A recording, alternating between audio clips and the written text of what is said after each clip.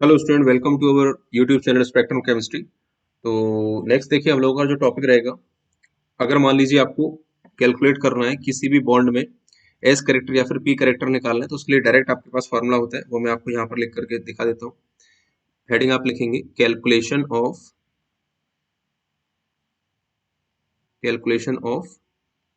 S and P character. ठीक है, मान लीजिए किसी बॉन्ड में आपको एस और पी करेक्टर की कैलकुलेशन करनी है, तो इसके फॉर्मूले हमारे पास होते हैं। अगर आपको परसेंटेज एस करेक्टर कैलकुलेट करना है, ठीक है, तो इसका फॉर्मूला आपके पास आएगा cos theta is equal to S upon S minus one. ठीक है, और आपको मान लीजिए percentage P character find out करना है, परसेंटेज पी करेक्टर, तो इसका फॉर्मूला आपके पास आ जाएगा cos theta is equal to P minus one upon P. ठीक है, अब देखिए इसके बाद का हम लोग जो इंपॉर्टेंट टॉपिक पढ़ने वाले हैं वो हमारा है बेंड्स रूल। इससे आपके काफी क्वेश्चन, आप ये कह सकते हैं कुछ क्वेश्चंस आपके इस टॉपिक से जरूर आते हैं बेंड्स रूल। ठीक है, तो बेंड्स रूल का मतलब क्या है? सबसे पहले तो मैं आपको थ्योरी बोल देता हूँ, चाहे तो उसको नोट कर लीजिएगा। थ्योरी ये है, in any molecule central atom directs it's S character towards substitute. तो होता क्या है, बेंड्स रूल के अकॉर्डिंग जो भी सेंट्रल एटम होता है वो अपना एस करेक्टर, ठीक है, डायरेक्ट कर देता है, कहाँ भेज देता है एस करेक्टर को? Towards electropositive substitute, electropositive substitute की तरफ भेज देता है। ठीक है, इसके बाद देखिए हम लोग ये देखते हैं कि जो एस करेक्टर का ऑर्डर रहता है वो कैसे वेरी करता है। तो ऑर्डर ऑफ लिखेंगे, ऑर्डर ऑफ एस कैरेक्टर। ठीक है, सबसे ज्यादा जो एस कैरेक्टर होता है वो ट्रिपल बॉन्ड में होता है, इसके बाद आता है लोन पेयर, फिर आता है डबल बॉन्ड और फिर आता है सिंगल बॉन्ड। ठीक है, तो जैसे मान लीजिए हम एक एग्जांपल को डिस्कस करते हैं यहाँ पर।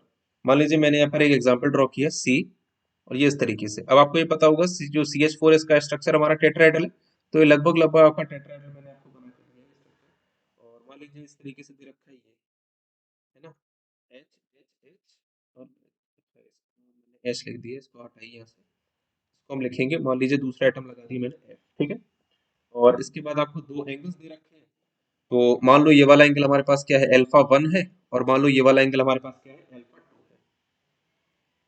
अब देखिए इस क्वेश्चन का आप आंसर किस तरीके से दे सकते हैं। जैसे कि पिछले हम लोगों ने रूल अभी देखा था, कौन सा रूल था हमारे पास, बेंड्स रूल।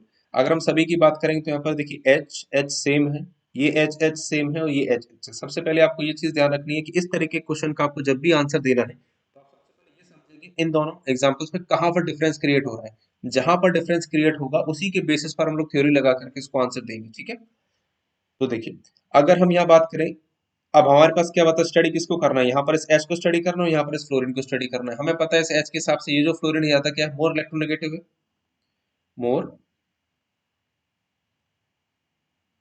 इलेक्ट्रोनेगेटिव। अगर ये इलेक्ट्रोनेगेटिव है तो बेंड्स रूल के अकॉर्डिंग जो एस करेक्टर है वो कहाँ पर ट्रांसफर होना चाहिए? देखिए बेंड्स रूल कहाँ पर अपने इलेक्ट्रॉन वो कहाँ पर ट्रांसफर करेगा, यहाँ पर इलेक्ट्रो पॉजिटिव ग्रुप की तरफ, यहाँ पर भी आएगा, यहाँ पर भी आएगा, यहाँ पर भी आएगा।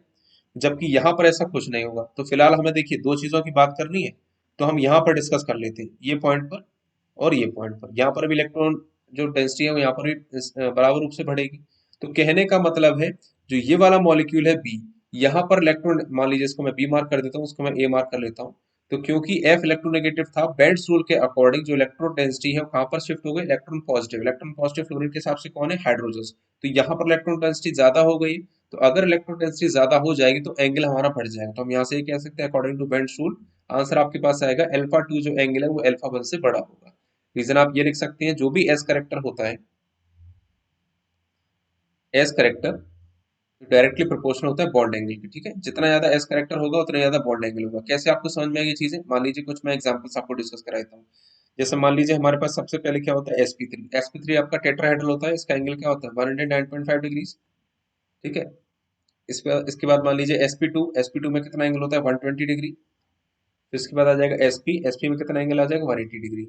अगर हम बात करें sp3 की, तो sp3 में आपका कितना परसेंटेज एस करेक्टर है, देखिए 25, यहाँ पर कितना है 33, और यहाँ पर कितना है 50% एस करेक्टर। तो आप ध्यान से देखेंगे जैसे जैसे एस करेक्टर देखिए 25 से 33 हुआ, फिर 33 से 55 हुआ, तो जैसे जैसे एस करेक्टर बढ़ता जा रहा है वैसे वैसे आपका जो एंगल है वो भी बढ़ता जा रहा है। तो उसी के अकॉर्डिंग मैंने यहाँ पर रिलेशन लिखा है कि जो भी एस करेक्टर हमारे पास होगा, एस करेक्टर डायरेक्टली प्रोपोर्शनल होगा किसके, बॉन्ड एंगल की। जितना ज्यादा एस करेक्टर होगा उस कॉम्प्लेक्स का, उस कंपाउंड का उतना ही ज्यादा बॉन्ड करेक्टर हो, बॉन्ड एंगल होगा। ठीक है, तो ये तो हम लोगों ने पहले एग्जाम्पल में डिस्कस किया। अब इसी तरीके से मान लीजिए दूसरा एग्जाम्पल हमारे पास दे रखा है। तो सबसे पहले आपको ये स्मार्टली सीखना पड़ेगा कि कहाँ पर कौन कौन से फॉर्मूले हम लोग कौन कौन सी थ्योरी पढ़ रहे हैं और उसको हम लोग कहाँ कहाँ अप्लाई करेंगे। ठीक है, तो मान लीजिए हमारे पास एक एग्जांपल दे रखा है इस तरीके से, और नेक्स्ट एग्जांपल आपके पास ये ऑक्सीजन के साथ लगा है फॉस्फोरस, ये लगा है एफ, एफ और इधर भी लगा है एफ, और यहाँ लगा सल्फर पी एफ, एफ और ये लगा है एफ। ठीक है, अब सबसे पहले तो हम लोग ये देखेंगे यहाँ पर आप किसके हिसाब से आंसर देंगे। सभी में अगर हम अंतर करने का ट्राई करेंगे तो यहाँ पर देखिए फ्लोरीन फ्लोरीन सभी में कॉमन है, इसका मतलब हम लोग फ्लोरीन के एक्सपेक्ट में तो आंसर नहीं दे पाएंगे, इसका मतलब बेंड्स रूल यहाँ पर ये नहीं अप्लाई आप कर सकते हैं। तो अगर बेंड्स रूल अप्लाई नहीं करेंगे तो हम लोग किस थ्योरी का अप्लाई कर सकते हैं। हम लोग ने अभी एक थ्योरी ये पढ़ा था, बताया था आपको, जो ट्रिपल बॉन्ड होता है उसमें ज्यादा एस कैरेक्टर होता है, फिर लोन पेयर में, फिर डबल बॉन्ड में और फिर सिंगल बॉन्ड में। ठीक है, तो यहाँ पर देखिए ट्रिपल बॉन्ड तो कहीं है नहीं, इसको हटा दो, हमारे पास सिर्फ दो चीजें बची है, लोन पेयर और डबल बॉन्ड। इसका मतलब जो इस केस की अगर हम बात करें यहाँ पर, क्योंकि लोन पेयर प्रेजेंट है तो यहाँ पर मैक्सिमम एस कैरेक्टर है। ठीक है, अच्छा यहाँ पर एंगल कहाँ बने, ये हमारा एंगल बना, ये बना थीटा वन, इधर बना थीटा टू, इधर बना थीटा थ्री। ठीक है, तो अब देखिए ध्यान से, जैसा कि मैंने आपको बताया, क्योंकि इस लोन पेयर में ही मैक्सिमम एस कैरेक्टर आ गया, इस पूरे कंपाउंड का ज्यादातर कैरेक्टर कहाँ पर है, लोन पेयर में प्रेजेंट है। तो जो थीटा वन है ये सबसे वैल्यू कम होने वाली है। ठीक है, तो थीटा वन जो एंगल है, क्योंकि एस कैरेक्टर इधर बॉन्ड्स में कम है, जिसकी वजह से जो एंगल है theta one is the less है। ठीक है, तो बॉन्ड एंगल ये मैं ऑर्डर लिख रहा हूँ किसका, बॉन्ड एंगल का। ठीक है, अब बात करते हैं यहाँ पर। यहाँ देखिए आप किसकी बेसिस पे बात करेंगे, दोनों में डबल बॉन्ड है, डबल बॉन्ड से डिस्टिंग्विश नहीं किया जा सकता। यहाँ आप देखेंगे ऑक्सीजन है, यहाँ पर देखेंगे क्या है, सल्फर है। हमें पता है जो इलेक्ट्रोनेगेटिविटी होती है, ऑक्सीजन की इलेक्ट्रोनेगेटिविटी सल्फर से ज्यादा है।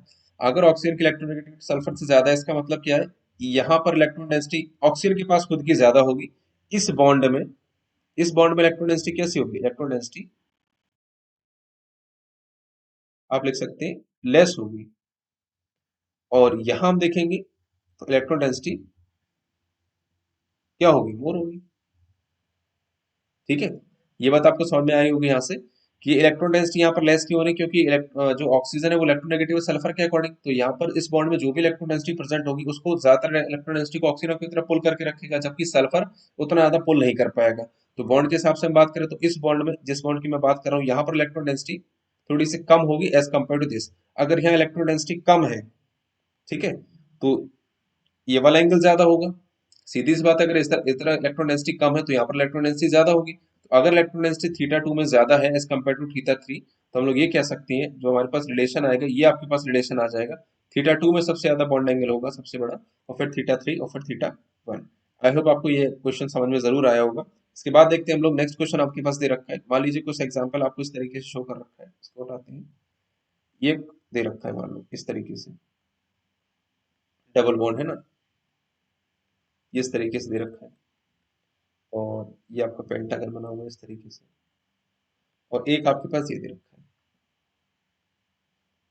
ठीक है, अब इसमें आपको बताना है ऑर्डर ऑफ बेसिसिटी, बताना है ऑक्सीजन एटम का कहाँ पर किस तरीके से बेसिसिटी होगी।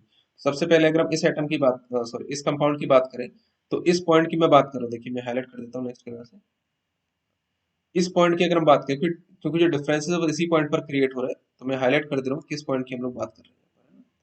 इस पॉइंट के अगर अकॉर्डिंग अगर हम देखेंगे तो यहाँ पर सबसे पहले हम लोग हाइब्रिडाइजेशन निकालेंगे। हाइब्रिडाइजेशन के लिए मैंने आपको बताया था, सिग्मा बॉन्ड काउंट कर लीजिए, एक सिग्मा बॉन्ड ये, एक सिग्मा बॉन्ड ये है, और एक सिग्मा बॉन्ड इस दो पाई बॉन्ड में प्रेजेंट है। तो एस एस पी पी कितना हो जाएगा, एस पी टू से के लिए कितना एंगल होना चाहिए, 120 डिग्री एंगल होना चाहिए। अब अगर हम ध्यान से यहाँ पर देखें, यहाँ कितना एंगल आपके पास आएगा, देखिए 60 डिग्री आएगा। यहाँ पर कितना एंगल आएगा, 90 डिग्री आएगा। अच्छा, यहाँ पर अगर आप एंगल निकालेंगे तो उसका फॉर्मूला आपके पास होता है, अगर निकालना एंगल तो इस तरीके से फॉर्मूला होता है। अगर हर एक एंगल निकालना तो कितना आ जाएगा, 5 - 2 × 180/5। 5 से कैंसिल कर लो, कितना आ जाएगा, 36, 36 × 3 108। तो यहाँ पर जो एंगल है कितना आ जाएगा, 108। इसी तरीके से यहाँ पर आप निकाल सकते हैं 6 - 2 × 180/6, कैंसिल करेंगे कितना आ जाएगा 30, 4 × 30 कितना आ गया, 120। ठीक है, तो अगर हम यहाँ पर एंगल के अकॉर्डिंग बात करें, एंगल के अकॉर्डिंग देखेंगे यहाँ पर एंगल क्या है, 60 डिग्री है। अगर यहाँ एंगल कम है इसका मतलब बाहर एंगल ज्यादा होगा।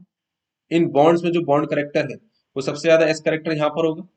ठीक है, क्योंकि आपको जो एंगल है अगर देखिए इस कंपाउंड को आपको सेटिस्फाई रखना है, यानी कि इस कंपाउंड को अगर स्टेबल बनाए रखना है, इस मॉलिक्यूल का अगर स्ट्रेन रिलीज करना है, तो एंगल तो कुछ एंगल तो पूरा कंप्लीट होना ही चाहिए। अब क्योंकि ये स्ट्रेन्ड कंपाउंड है आपका, क्योंकि ये एंगल की प्रॉपर्टी को सेटिस्फाई नहीं कर पा रहा है, तो अगर एंगल आपका अंदर 60 बन रहा है, तो बाकी का जो एंगल है जो एस कैरेक्टर sp2 के लिए होना चाहिए 120, वो बाकी का एंगल बाहर की तरफ से कवर होगा। तो 60 अगर है तो यहाँ पर नियर अबाउट 60 कुछ आएगा एंगल, है ना। यहाँ अगर हम देखेंगे नियर अबाउट कितना आएगा, 30 कुछ आएगा। यहाँ आप देखेंगे 12 कुछ आएगा, यहाँ पर मान लीजिए कुछ भी नहीं आएगा, जीरो आएगा। तो अगर हम ध्यान से देखें तो यहाँ इस कैरेक्टर सबसे ज्यादा किस में आ रहा है, सबसे पहले वाले में आ रहा है। तो देखिए एंगल जो बाहर आउटसाइड वाला एंगल है, यहाँ पहले 60 था या 30 था या 12 हुआ या कम हुआ। तो अब जैसे जैसे रिंग का साइज बढ़ता जा रहा है, वैसे वैसे हम लोग ये कह सकते हैं जो बाहर आउटर का जो एंगल है वो क्या होता जा रहा है, एंगल भी आपका क्या होता जा रहा है, कम होता जा रहा है। रिंग का साइज बढ़ रहा है, एंगल कम हो रहा है, ठीक है। तो हम इसको इस तरीके से लिख सकते हैं। तो जो एस करेक्टर का ऑर्डर आपके पास आएगा, एस करेक्टर का ऑर्डर वो हमारे पास आ जाएगा।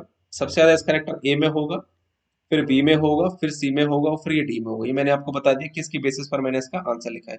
अब क्योंकि आप एस करेक्टर का ऑर्डर लिख चुके हैं, तो यहाँ से आप काफी सारे ऑर्डर लिख सकते हैं, ठीक है। जिस हिसाब से एस करेक्टर होगा, बेसिसिटी की बात करेंगे।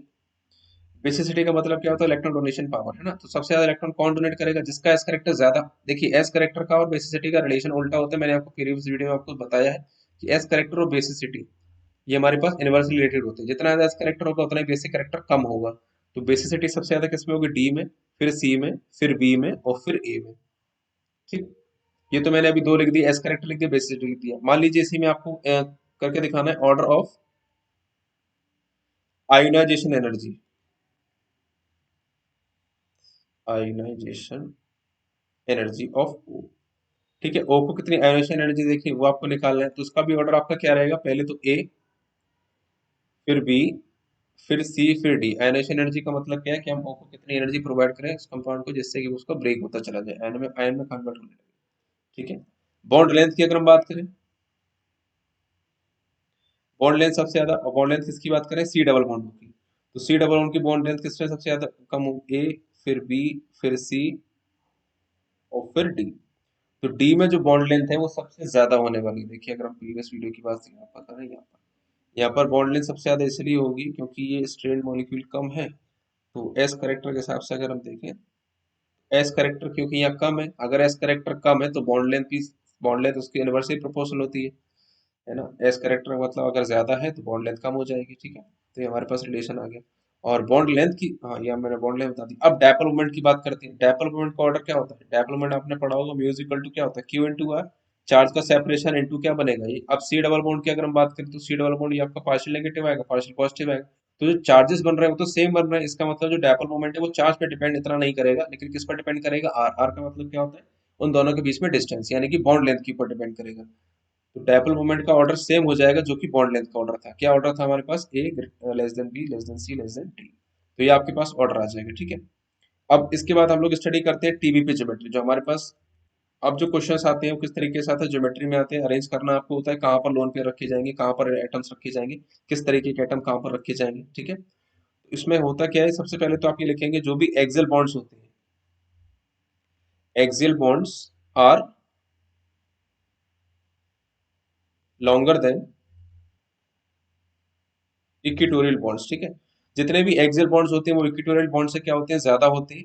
लेकिन कंडीशन क्या है, मैं यहाँ पर हाईलाइट करके लिख रहा हूँ, जो कंडीशन है वो आपको लेकर के चलनी, प्रोवाइडेड, प्रोवाइडेड ऑल साइड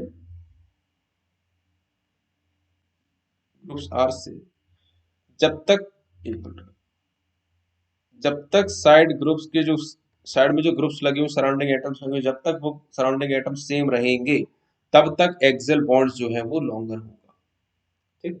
अगर मैं इसको ड्रॉ करना चाहूँ तो आप इसको इस तरीके से ड्रॉ कर सकते हैं, जनरल में लिख सकते हैं, ए बी फाइव आपका कंपाउंड लिख सकते हैं। तो उसको आप लिखेंगे ए, मान लीजिए बी हमारे पास ऊपर एक्सियल है, यहाँ पर भी एक्सियल है, इस तरीके से इक्विटोरियल बन जाएगा। और ये भी आप ऐसे मान लीजिए और ये ऐसे मान लीजिए, ठीक है। तो इस तरीके से बन चुका है। एक्सियल की अगर हम बात करें तो एक्सियल पर जो एस करेक्टर रहता है वो मिनिमम रहता है, मिनिमम एस करेक्टर, ठीक है। और इक्विटोरियल की हम बात करें तो इक्विटोरियल पर जो एस करेक्टर रहता है वो कैसा रहता है, मैक्सिमम रहता है, मैक्सिमम एस। कैसे मानेंगे आप इस चीजों को, आप इस चीज को ऐसे मान सकते हैं, इक्विटोरियल के बीच में जो एंगल होता है 120 120 का होता है, जितना ज्यादा एंगल उतना ज्यादा करेक्ट है। और एक्सियल पे जब कितना नहीं होता है, ठीक है, या फिर इसको बेंड्स रूल के अकॉर्डिंग समझ सकते हैं ना। मान लीजिए, देखिए मैं इसके कुछ एग्जांपल लिख के बताता हूँ। मान लीजिए आपके पास एक एग्जांपल दे रखा है, क्वेश्चन के फॉर्म में समझिए इसको। पी दे रखा है, इससे आपको ये डिसाइड करने में हेल्प मिलती है, इससे वाले इस तरीके से क्वेश्चन आते हैं, आपको ये डिसाइड करना होता है इसमें से कौन ज्यादा स्टेबल है या कौन किसके बनने की प्रोबेबिलिटी ज्यादा है। तो यहाँ मान लीजिए सी एल लगा है, यहाँ पर एफ है, ऊपर भी एफ है, यहाँ पर लगा है C L P F F, ऊपर क्या लगा है सी एल, और इधर लगा है सी एल, है ना। अब इसको मैं मार्क कर देता हूँ, एबीसी। ठीक है, अब इनका आंसर आप किसके बेसिस पर देंगे। देखिए यहाँ पर सभी ज्यादा एटम्स तो लगभग सेम ही सेम है। हम लोग किसके हिसाब से बात करेंगे, बेंड्स रूल के अकॉर्डिंग बात करेंगे। तो बेंड्स रूल के अकॉर्डिंग हम लोग ये देखेंगे, जो भी मिनिमम एस कैरेक्टर होता है वो इलेक्ट्रोनेगेटिव सब्सटेंस के हिसाब से होता है। यहाँ पर अगर हम देखें तो ये आपके पास क्या है, फ्लोरीन। देखो क्लोरीन और फ्लोरीन में जो इलेक्ट्रोनेगेटिव है कौन सा ज्यादा ग्रुप है, फ्लोरीन इलेक्ट्रोनेगेटिव है। अगर ये फ्लोरीन इलेक्ट्रोनेगेटिव है तो ये अपना जो एस कैरेक्टर वो कहाँ पर डोनेट करेगा, क्लोरीन के बॉन्ड में डिस्ट्रीब्यूट करेगा। अगर क्लोरीन में डिस्ट्रीब्यूट करेगा तो उसका मतलब क्या है कि यहाँ पर जो एस करेक्टर, इन बॉन्ड्स के बीच में एस करेक्टर बढ़ेगा, एस करेक्टर बढ़ेगा तो एंगल भी बढ़ेगा। और हम लोग ने पीछे देखा है कि इक्वेटोरियल में मैक्सिमम एस करेक्टर होल्ड कर सकता है। तो स्टेबिलिटी की अगर हम बात करें, तो क्योंकि ये वाला कंपाउंड बिल्कुल बेंड्स रूल के अकॉर्डिंग बन रहा है सही, तो इसका मतलब एक ही स्टेबिलिटी सबसे ज्यादा होगी। अब हम यहाँ देखिए किस तरीके से डिसाइड करेंगे। अगर हम यहाँ की बात करें तो ये आपके पास फ्लोरीन दे रखा है इस तरीके से, ये अपना इलेक्ट्रॉन यहाँ पर डोनेट करेगा, ठीक है। तो इन दोनों के बीच में एंगल बनेगा या इस पूरे के बीच में बनेगा। जबकि यहाँ अगर हम देखें तो ये अपना यहाँ पुश करेंगे तो ये इनके बीच में डोनेट करेगा, ठीक है। तो यहाँ अगर आप ध्यान से देखें, स्टेबिलिटी बी की ज्यादा हो रही है। बी की ज्यादा क्यों हो रही है, क्योंकि देखिए फ्लोरीन हमारे पास क्या इलेक्ट्रोनेगेटिव है। अगर फ्लोरीन इलेक्ट्रोनेगेटिव है तो अपने इलेक्ट्रॉन डेंसिटी यहाँ पर पुश करेगा। अगर यहाँ पर ये पुश करेगा तो सी अकॉर्डिंग देखिए, सी पर इलेक्ट्रॉन डेंसिटी एक्सियल में ज्यादा हो रही है, जबकि एक्सियल में इलेक्ट्रॉन डेंसिटी ज्यादा हो ही नहीं सकती। इसका मतलब सी इज द लीस्ट स्टेबल, और यहाँ आ जाएगा बी। ठीक है, तो इस तरीके से आपको इसके क्वेश्चन करने होते हैं, है ना। और ये चीज आपको यहाँ पर मैं बता देता हूँ, जो पीएफ बॉन्ड लेंथ की अगर हम बात करें, पीएफ की जो बॉन्ड लेंथ होती है वो कम होती है इससे, बॉन्ड लेंथ। ठीक है, आई होप आपको ये चीज समझ में आई होंगी। इसी के बेसिस पर एक ज्योमेट्री और होती है, उसको भी हम लोग यहाँ पर देख लेते हैं। वो ज्योमेट्री हमारे पास होती है पीबीपी। पीबीपी का मतलब क्या है, पेंटागोनल बाइपिरामिडल, जिसको हम लोग बना सकते हैं इस तरीके से। देखिए जैसे मान लीजिए ए मैंने यहाँ क्रिएट किया, ए बी सेवन लिख लो आप चाहो तो उसको, ए बी सेवन। बाकी के कहाँ पर बन सकते हैं, देखिए मैंने अगर बी लिखा यहाँ, एक बी लिखा यहाँ, एक बी लिखा यहाँ, एक बी लिखा यहाँ, एक बी, इस तरीके से ये तो बन गया पेंटागन, इस तरीके से ना। चाहे तो आप बॉन्ड बना दें ऐसा ऐसा। बाकी के दो कहाँ बनेंगे, एक ये बनेगा बी यहाँ पर और एक बनेगा बी नीचे। ठीक है, तो इस तरीके से। और बात रही बात एंगल की, तो यहाँ अगर हम देखेंगे ये वाला एंगल जो बनेगा एक्सेल के साथ, जो एंगल बन रहा है ये बनेगा 90 डिग्री। और ये पेंटागन की बात करेंगे, हर एक पेंटागन में एंगल कितना बनेगा, ये बनेगा 75 का। ठीक है, तो इसमें क्या रहता है, पीवीपी में जितने भी साइड ग्रुप्स होते हैं वो इक्वेटोरियल। अच्छा, यहाँ पर थ्योरी उल्टी हो जाती है, जैसा ट्राइगोनल में था यहाँ पर अलग हो जाता है। इस केस के अगर हम बात करेंगे तो जितने भी इक्वेटोरियल बॉन्ड्स होते हैं, equatorial bonds are longer than axial. Equatorial bond जो है वो एक्सियल से क्या होते हैं, लॉन्गर देन होते हैं। अब इसी के बेसिस पर एक एग्जांपल देख लेते हैं, उससे और अच्छा आपको समझ में आएगा। तो ये आपको दे रखा है ना। अब मान लीजिए यहाँ एफ लिखा है, ये एफ लिखा है, एक एफ ये लिखा है, एक एफ ये लिखा है, एक एफ ये लिखा है, इस तरीके से ये बना हुआ है। और एक्सेल पे एक सीएल लगा है और यहाँ लगा है मान लो एफ, इसको दे दिया मैंने ये नाम।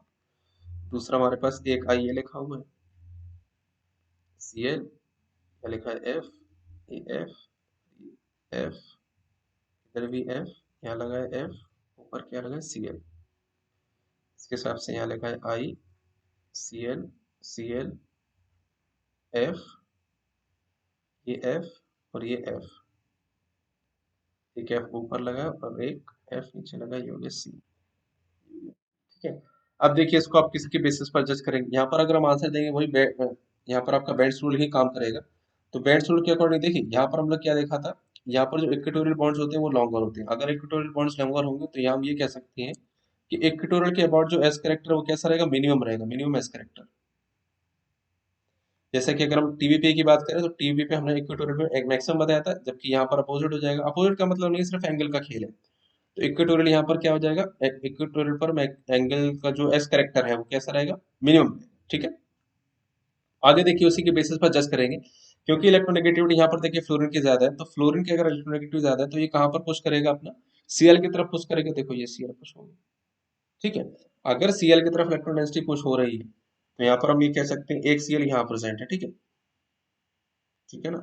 और एक्सियल पर मैंने अभी क्या बताया, इक्वेटोरियल पर यहाँ पर एक्स करेक्टर मिनिमम रहता है, जबकि एक्सियल पर बेस करेक्टर ज्यादा रहता है। इसका इसके अकॉर्डिंग जो सीएल है वो यहाँ पर जो सिचुएटेड, अगर एक्सियल पोजीशन पर है तो ठीक सिचुएटेड है। इसके बाद देखिए अगर हम बी पॉइंट की बात करें तो बी पर अपना जो ट्रांसफर करेंगे कहाँ पर करेंगे, यहाँ पर देखिए दो एक प्रेजेंट है, और यहाँ देखिए ये इस तरीके से प्रेजेंट है ना। तो ये तो एक कम से कम यहाँ एक एक्सियल पर एक इक्वेटोरियल पर है, यहाँ देखिए दोनों इक्वेटोरियल पर है। अभी मैंने बताया था इक्वेटोरियल पर एक्स एस कैरेक्टर ज्यादा होल्ड नहीं हो पाएगा ज्योमेट्री के अकॉर्डिंग। इसका मतलब जो स्टेबिलिटी का ऑर्डर आएगा वो आपका ए सबसे ज्यादा स्टेबल है, फिर बी स्टेबल है और फिर सी स्टेबल है। ठीक है, आई होप आपको ये चीज समझ में आई होगी। और देखिए किसी तरीके से मान लीजिए अगर आपको ये पता लगाना हो कि सेंट्रल एटम को हम लोग कैसे पता लगाएंगे कौन सा एटम सेंटर में, उसके लिए एक कंडीशन होती है, लार्ज साइज कह लो या फिर लेस इलेक्ट्रोनेगेटिव कह लो, जिस भी एटम का साइज ज्यादा होगा या फिर इलेक्ट्रोनेगेटिव कम होगी इसी को हम लोग क्या बोलेंगे, सेंट्रल एटम बोल देंगे। ठीक है, अब एक चीज और देख लेते हैं। जैसे कि हम लोग ने एक थ्योरी पढ़ी है वीएससीपीआर थ्योरी, है ना। वीएससीपीआर थ्योरी के अकॉर्डिंग क्या करते हैं हम लोग, किसी भी कंपाउंड या किसी भी कंपाउंड को हम लोग क्या कर सकते हैं, साइज को प्रिडिक्ट कर सकते हैं किस तरह के साइज होने वाले हैं। इसमें हम लोग ये बोलते हैं जो भी वैलेंस इलेक्ट्रॉन होते हैं किसी भी सेंट्रल एटम के, वो रिस्पॉन्सिबल होते हैं कि किस तरीके का मॉलिक्यूल का शेप रहेगा उसको डिफाइन करने के लिए। ठीक है, तो देखते हैं दो वर्ड यहाँ से हम लोग को बहुत ज्यादा पूछे जाते हैं क्वेश्चन में, ज्योमेट्री। ज्योमेट्री का मतलब क्या होता है, जब हम लोग लॉन पेयर और बॉन्ड पेयर को कंसीडर करते हैं तो उस केस में हम लोग ज्योमेट्री बताते हैं। और रही बात शेप की, जब हम लोग को शेप बताना होता है सिर्फ लोन पेयर को, ओके ओके, सिर्फ बॉन्ड पेयर को कंसीडर करते हैं। ठीक है,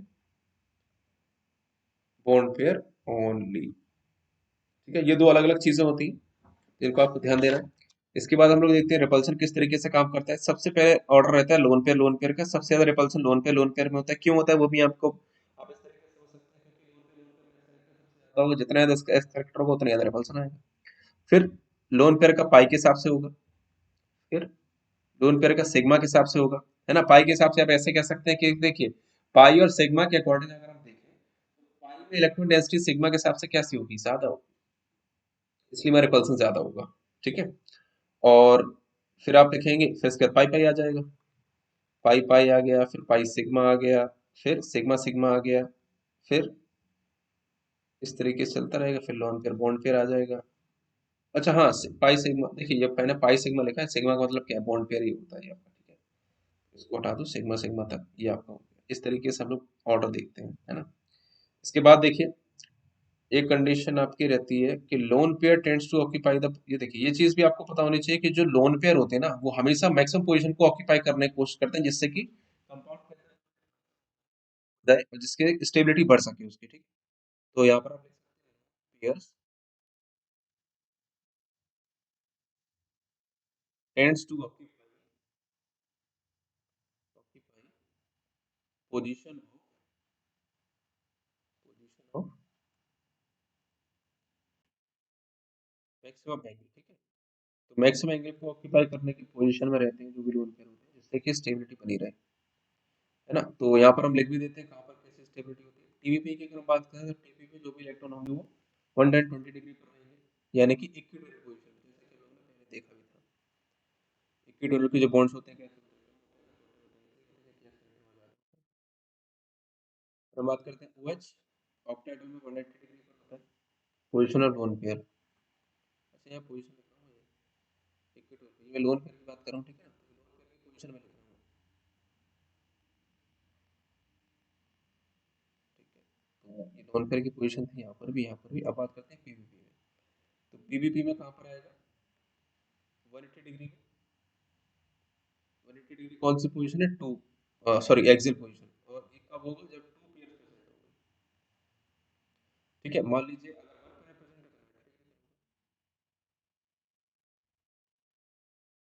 तो अगर एक पेयर प्रेजेंट डिग्री पर लगाइए बाकी इधर लगाइए। ठीक है, तो जैसा कि इसकी बेसिस पर अगर एक एग्जांपल करके हम लोग देखें, मान लीजिए कि हमारे पास एक कंपाउंड है CO2F4।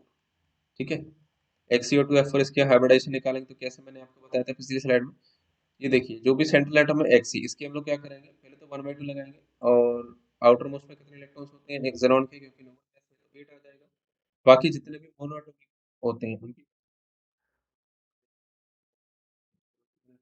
कितने एटम, 4 ऐड कीजिए, सॉल्व करने पर कितना आ जाएगा, 6 आ जाएगा। 6 के लिए बनेगा तो ऑक्टेट ये तो है। तो मान लीजिए इसके अकॉर्डिंग यहाँ पर आपको 2 कॉम्प्लेक्स दे रखे हैं, इस तरीके से स्ट्रक्चर्स दे रखे हैं, एफ एफ एफ और एफ, और double bond O, bond O, F F F और एफ, ठीक है। तो इसके अकॉर्डिंग अगर हम देखें तो यहाँ पर आप देखिए कोई भी एंगल, यहाँ देखिए कोई भी लोन पेयर तो बच नहीं रहा है। लोन पेयर नहीं बच रहा है तो बात करेंगे पाई पाई बॉन्ड की।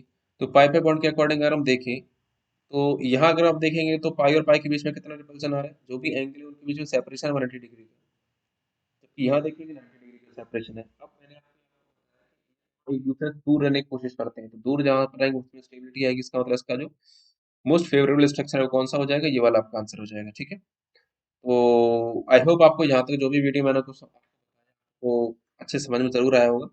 ओके, आप ओके, तो आप इसको रिवाइज कीजिए, समझिए अच्छे से, तब तक आप वेट कीजिए नेक्स्ट वीडियो का। And till then good bye, all the best for exams.